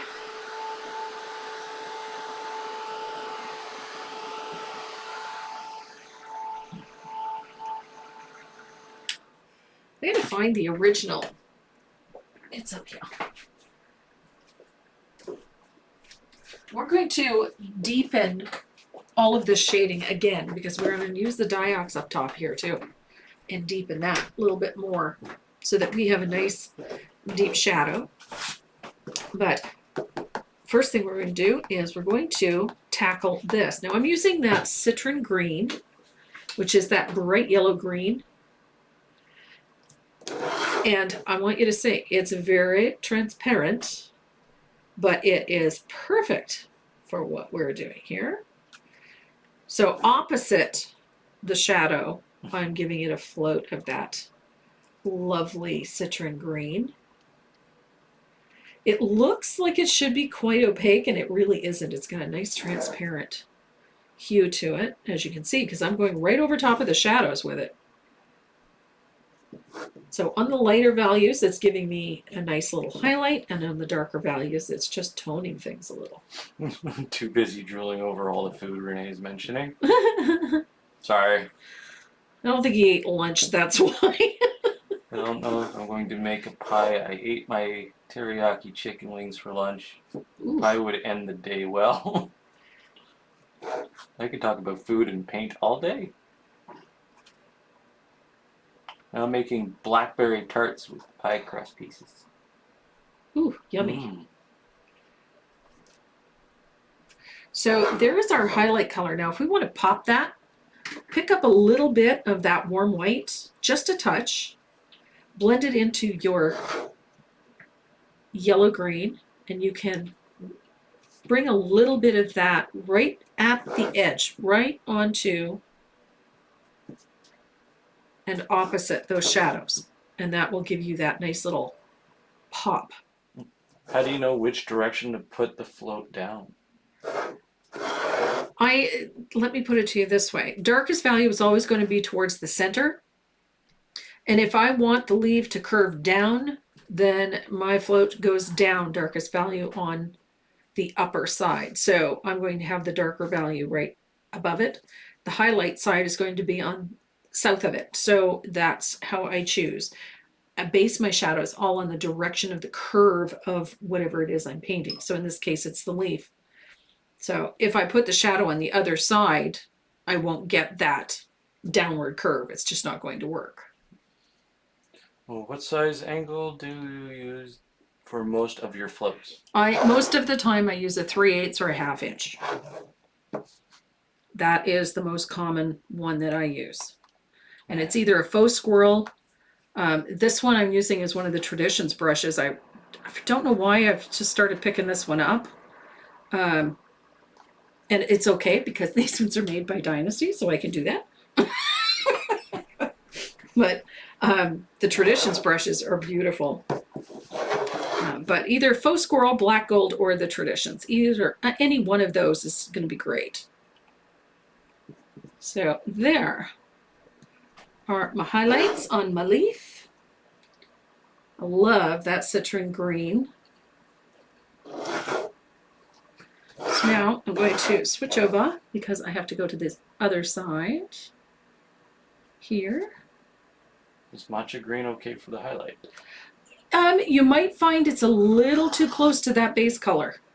But yes, you can use the matcha green, just throw a little bit of white into it so that you have a bit more contrast.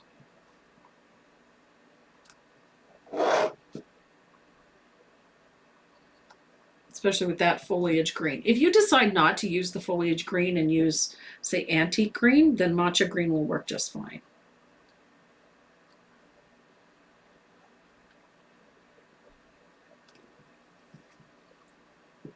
And then I'm going to put a highlight on the top side of the stem, same thing.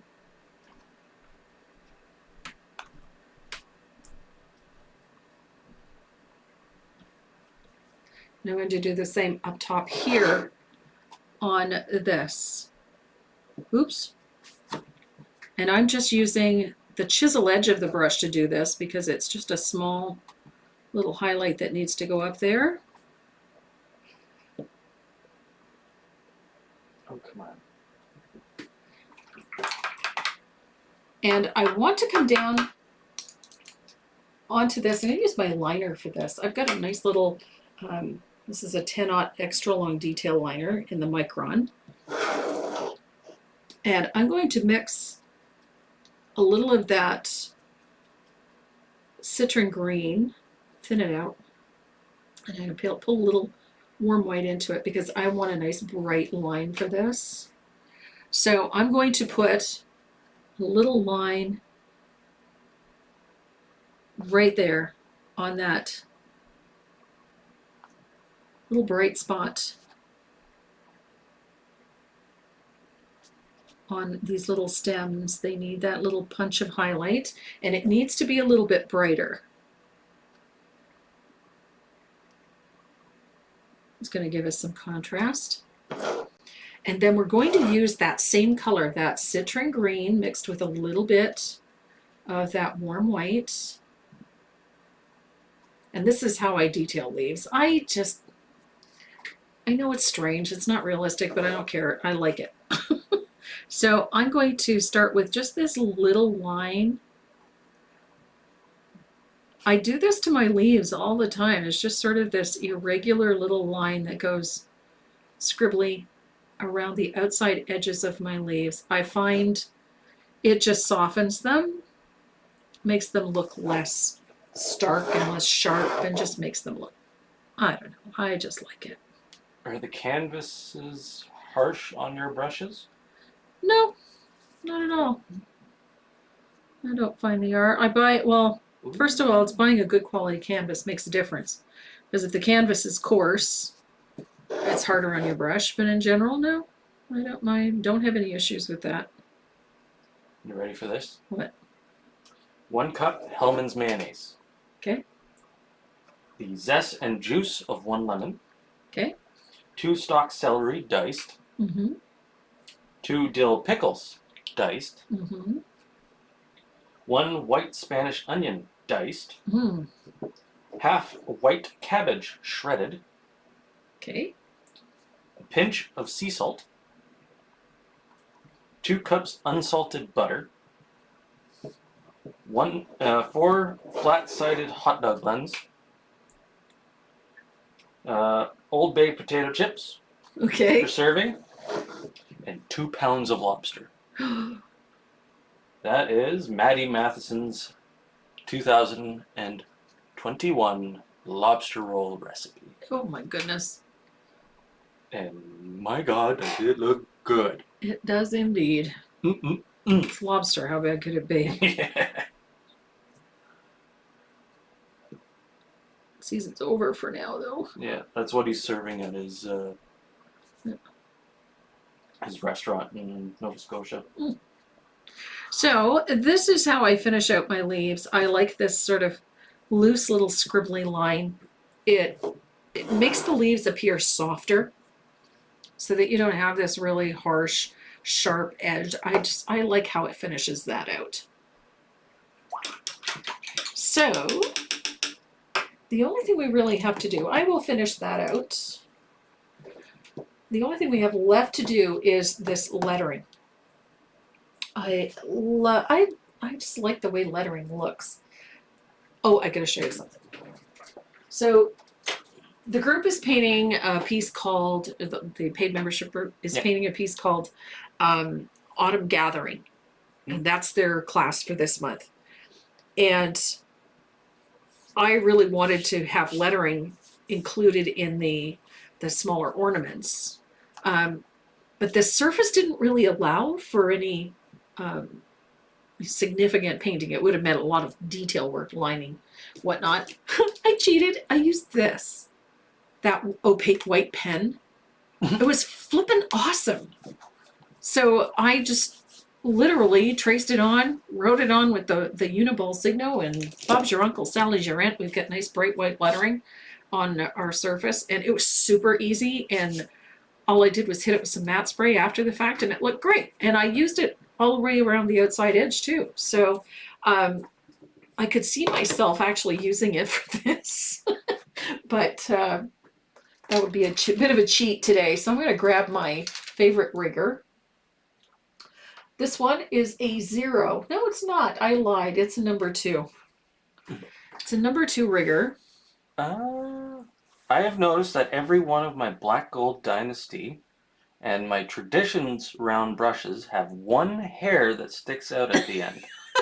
Is it supposed to be there? It is not, but it's a very common problem. Yeah. And essentially, during the manufacturing process, you get one hair that decides to go, his own way. There is a way to fix that, but you don't want to cut it. At least you don't want to cut it where it is. So what you can do, let me see if I can find a brush and just demonstrate this really quick. You're going to have to get really... All right. I can't. It doesn't work. Okay, I'm going to do it to this liner. I've got a nice big black gold script. So every once in a while, you'll get a hair that just decides it has its own mind, and it's going to do what it wants, whatever it wants, regardless of what you say. And instead of trying to cut it off here, and you risk damaging the business end or the point of the brush, try to take a pair of tweezers and pull the hair out and away down towards the ferrule, like this. Give it a little tug so that it stays there. So Bring it right up to the camera. Really hard to see. There's one little hair there. You're too far forward. Okay. There you go. Okay, we got one little hair here. Pull it down so it comes down to the ferrule, like this. Sheet of white paper or something? I don't know that a sheet of white paper will help. Well, It couldn't hurt, right? so you can see that It's because it's such a fine thing, right? So we've got a hair you're too far forward. again. So we've got this little hair here. Pull it down so that it comes to the edge of the ferrule. And then get as close to the ferrule as you can, but without hitting any of the other hair, and snip it off.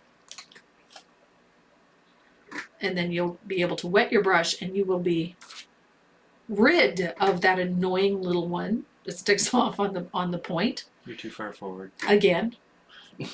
Yeah. I can't see it, so it will get rid of that annoying little hair that sticks out through the edge, or decides to go play off on its own. You can get rid of it without removing the hair from the ferrule, and it won't affect the overall shape and precision of the brush by doing it that way. If you try to cut it off, you risk damaging the flagged ends of the bristle. So you're better off to pull it away from the rest of the hair and snip it off down low. So it could be, 1/8 of an inch, 1/4 of an inch, or whatever, but as long as it's away from the business end of this brush, you do not want to damage this. So to avoid that, get that hair. Look, see, now I got one here that is off on its own. So I'm going to pull it away from the brush and snip it off as close to the ferrule as I can get. And there. So that solves our problem. You should never trim this end of the brush, because that is your business end. Those bristles are intended to come to what's referred to as a synthetic flag if you're talking about synthetic brushes, but it's a natural flag if it's a natural hair brush. If you cut that off, the brush will no longer function the way it's supposed to. So your best bet, take the stray, pull it off to the side, nip it close to the ferrule, rinse your brush, reshape it, and you should be good to go. Oh, God. For some reason, the camera decided to auto-adjust its exposure. Okay. All right, so back to the lettering. I'm using a number 2 rigger for this. A little bit of water, a little bit of glaze, either one. Thin it out so that it's about inky consistency. The brush should look like this. Like it's full of paint but doesn't have paint on it. And you're going to tap that brush on your palette till you get a nice little chisel edge, like so. And you're going to work on the chisel edge of that brush, starting at the top of the letter. Pull down. Oof, what happened there? Pull down till it fills the space, and then back up onto the chisel edge. Fills the space. I use nail clippers. Nail clippers is a good idea. I use decoupage scissors, but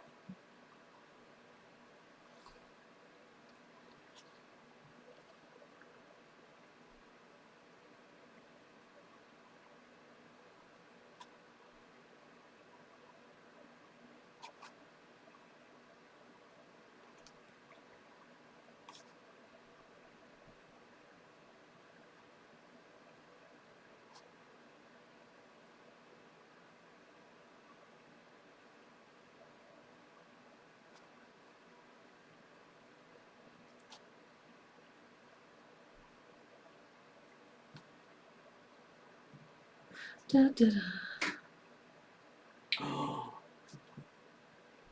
You must. Maddie Matheson's foolproof butter chicken.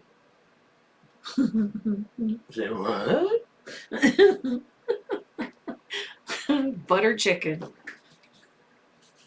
6 tablespoons of olive oil, 5 garlic cloves, 2 bird's eye chilies, Ooh, 2 goodness. long red chilies, 2 medium yellow onions roughly chopped, 3 thumbs worth of ginger peeled, Yeah. 1 cup of ghee, 3 tablespoons tomato paste, 3 tablespoons turmeric, 2 tablespoons of chili powder, 2 tablespoons of gram masala, 2 tablespoons of ground coriander, 2 tablespoons ground cumin, 3.5 cups of tomato puree, 1 tablespoon dried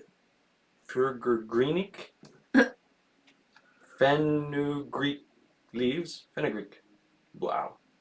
4 boneless, skinless chicken breasts and/or thighs,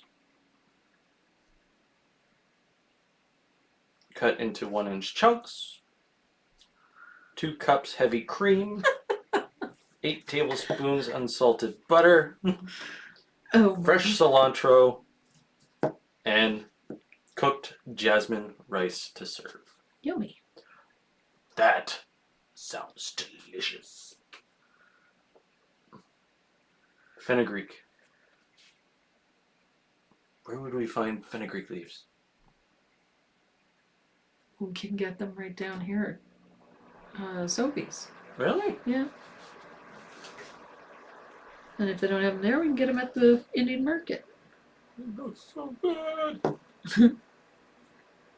So I'm just continuing again. And breathe. Yeah. I think I need to pull another name.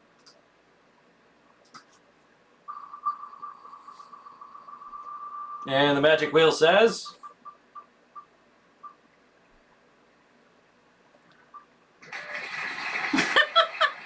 Sheila Landry. Sheila, I'm going to send out, I have a couple other things I got to send you, darling, so I'm going to send your microns and some other goodies to you. Yay! So I love how this rigger works, that it has a chisel edge like a flat brush so that I can do these things with it. I love that it is an easy brush to control.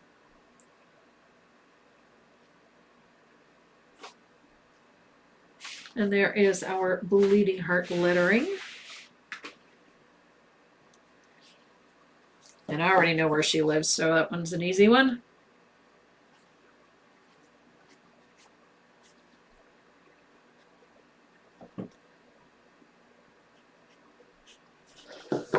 So there is our lettering for our bleeding heart. Now, I wanted to try something. Because I gotta know. Because that's just me. Ooh, this works nicely.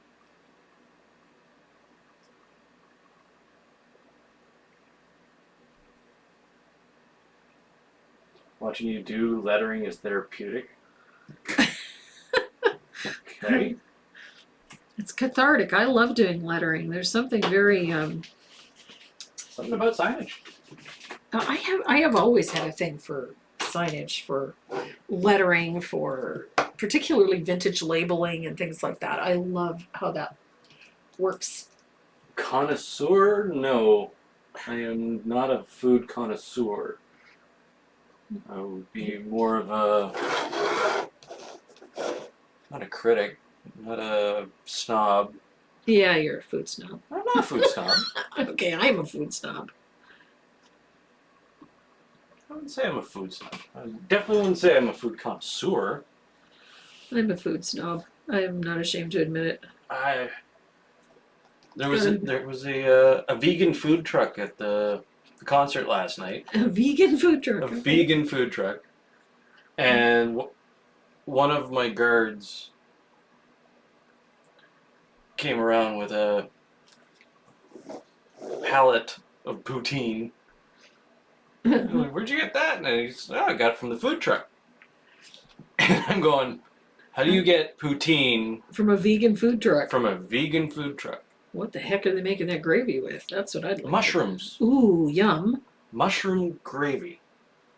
And I'm thinking, well, what about the cheese? Hello? Vegan? Can't have cheese. No. It was a type of cabbage Wow. that I guess when it gets hot, it doesn't melt, it just Goes limp. goes really limp and it almost acts like cheese. Cool. And it smelled good.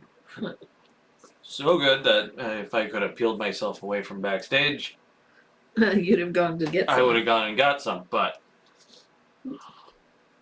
I was stuck backstage. And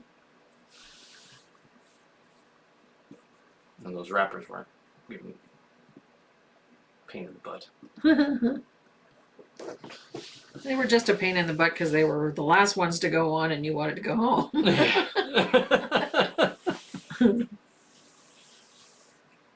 So I'm just going to finish off my leaves here. Now, ideally, layer, lots of layers of highlights, lots of layers of shading and whatnot till you get where you want to be. I will probably just go back in and brighten highlights and adjust things to suit myself. I can't just leave this unfinished though, so I'm going to finish this up really quick.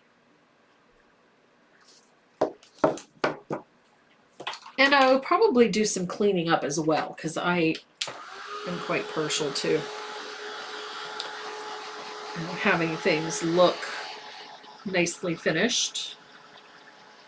I'm going to dry that real quick. And we want to come back up to the tops of these flowers. I want to deepen those a touch too while that leaf is drying. I'm going to load up my angled shader with some Diox. I'm going to thin it out quite a bit. I don't want this full strength because it is can be a rather obnoxious color. And I'm going to deepen that float of the berry cobbler with a little bit of this Diox. I like how it looks. Ooh, Sheila's making chicken terrazzani. Tetrazzini? Tetrazzini, terrazzani. Whatever. Yum. Quality over quantity. ish. He wants both. I want both. I want good and a lot.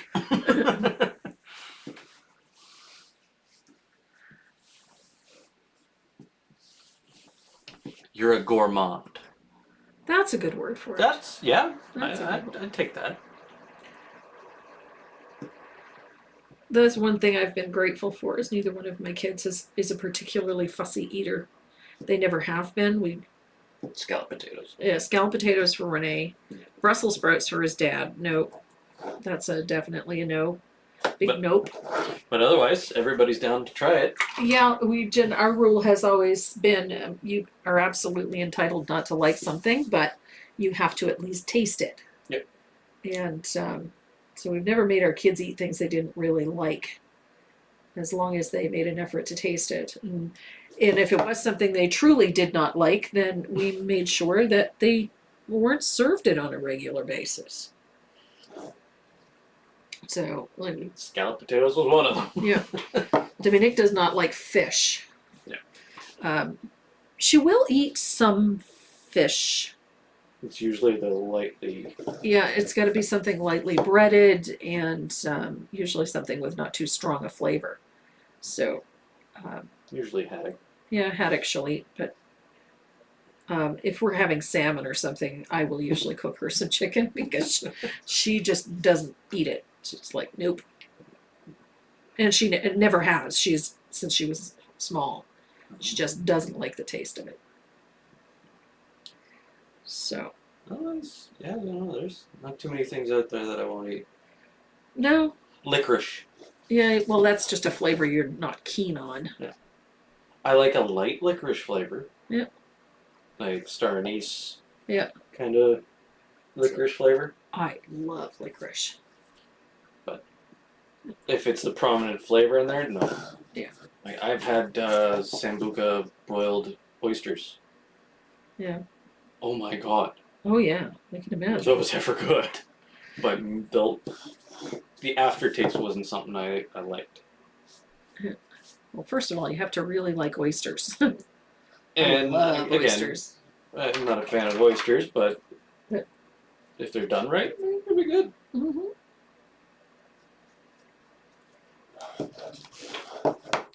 McDonald's fish fillet? No, that's not even fish. It's a terrible thing to do to fish. You're finished. Can I sit my vacuum just completely died on me? Vacuum just died on. Oh no.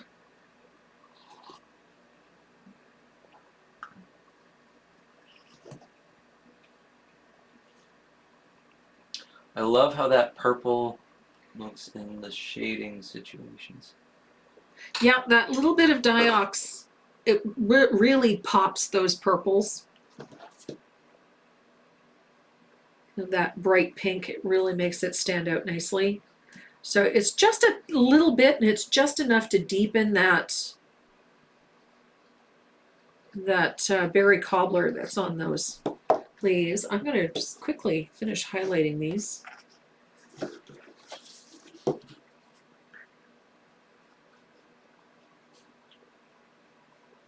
I cannot do liver. Oh, I like liver. I can't do the smell of liver. Yeah. I don't. I like liver. It has to be cooked a certain way, though. And I like it with liver, onions, and bacon. And the membrane's got to come off. Oh, yeah. It needs to be a good piece of nice baby beef liver or something. It's just... I do not do chicken livers. Don't care for those at all. Love chicken hearts, though. Yep. Chicken hearts are good. Yeah. Dominique will eat chicken hearts till they come out her ears. She loves them. I'll do certain bugs. Ooh, no. Certain I bugs. draw the line at insects. Oh, you've never had curried crickets. I don't care. Oh, they're good. They're crunchy. It's I've had like scorpion. butter chicken, but with crickets. No. I would They never got a eat bit of butter a heat chicken. to them, but they have a crunch. Precisely why I will never eat them. Liver is disgusting. Yeah, to each his own. Yep. Not everybody likes liver. Not everybody. I can't stand the smell of cooked liver. I can't stand the smell of it. It's But I've eaten it. Yep. It's delicious. I just gotta get past the smell. Yeah. And smells to me can cause a lot of issues. Yep. I'm with you. No, I draw the line at insects. I've eaten snake. I've had rattlesnake. It's a Snake's tasty. trip to Texas one time. Squirrel, rabbit. Squirrel, rabbit, alligator, polar bear, or not polar Haven't bear, done alligator seal, yet. seal meat, bear meat, moose meat, deer meat, Muskox. elk, muskox, Muskox. wild boar. Okay, so I'm going to finish off the line work on this leaf up here. Moose, elk, deer. You're Canadian, those are. Those are staples. Yeah, knock the horns and the hooves off of it. It's all good. So again, I like to take that, sort of that scribbly line around the outside of my leaves. It's just, I don't know, it's a me thing. I just like how it looks. It softens the leaves. I do this a lot. We can get With back to leaves. pie now. We can get back to pie now. Let's get back to painting.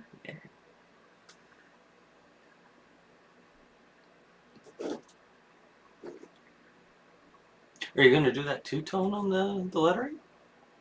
No. No? Yeah. It's Yeah. just a float of asphalt along the bottom. Oh.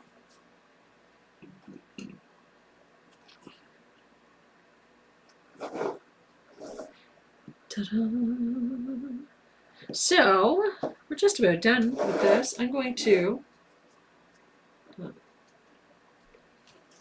down onto that side. Remember I talked about I kind of like how this wraps around the edge of the canvas. Is you still have to treat it as if it's part of the original piece or part of the overall design.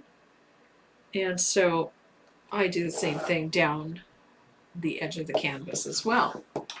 Now, to finish this out, a little bit of thinned warm white for some, nice little details. You could do it with titanium white as well, just to crisp things up a little bit in a few spots. Just to, elevate that design a little bit.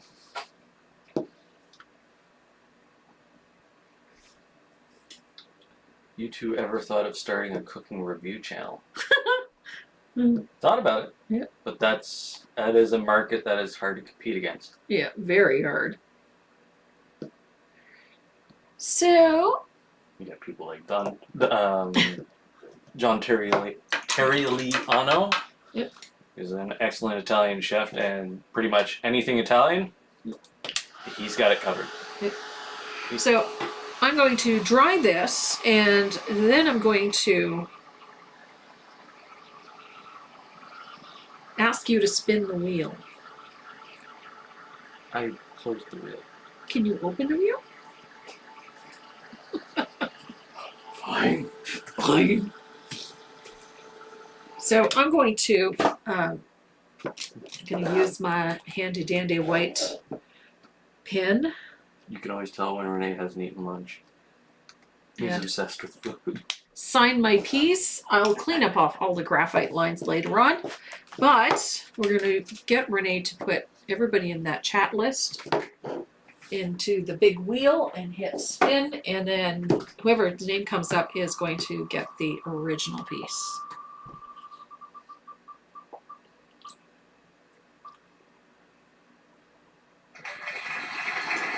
And the winner is Kathy Barnett.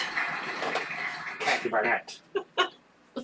So Kathy, go to the front page of my website, click on the little speech bubble in the lower right-hand corner on the home page, and send us your shipping information, and we will ship out the original Bleeding Hearts piece to you. And that is our day today. Next weekend, we are going to, we're going to paint something Christmassy. Pattern will be up soon, probably tomorrow or Monday. Let me switch cameras here. Boo-doo-doo. There you go. That was fun, even though we did spend so much time talking about food. Now I'm hungry. Thanks for that. You're welcome. Yeah. Oh, So- you're them. I am. Oh, what is going on? I got something stuck on my table here. Yeah, next weekend we're going to paint something Christmassy. Did you sign it? I did sign it. No, I haven't signed that one yet, but I will. We're going to paint something Christmassy. So the supply list will be in the pattern. It's pretty straightforward. It uses a lot of my favorites. You know, obviously, going to be a snowflake stencil in it. So break out your snowflake stencil, your polka dots, because you know it's going to have polka dots in it. And a bunch of stamps, and brace yourself for some holiday designing. I think Christmas in July is a good thing. It's been so bloody hot that I think we need to paint something cool. So we're going to have a little bit of fun with some holiday theme. What are you squinting at? But it'll be Christmas in August. No, well, next Saturday. Ah! We're not out of July yet. We still got 2 more weeks. It's only the 17th. Okay, I'm good. See, he was up too late, hasn't had anywhere near enough coffee. No coffee. My ear is still ringing. I can imagine. Because concert venues are so much fun. Yeah. All right, Just guys. rushing things. Thanks so much again for joining us every Saturday. You guys are amazing. You make this a lot of fun, and we appreciate you coming to watch us. To the winners for this week, we got Kathy Barnett, and what are the other 3? Sheila Landry. Sheila Landry. Sheila's got one coming to her. Mary Lou Harris. Mary Lou Harris, and Janet Mills. Janet Mills. So, ladies, congratulations. Thanks for coming to play. We appreciate it. Stick around next weekend. We've got lots of goodies for you next weekend. Got something special. So we have a special little giveaway for our festival. It's got to be festive.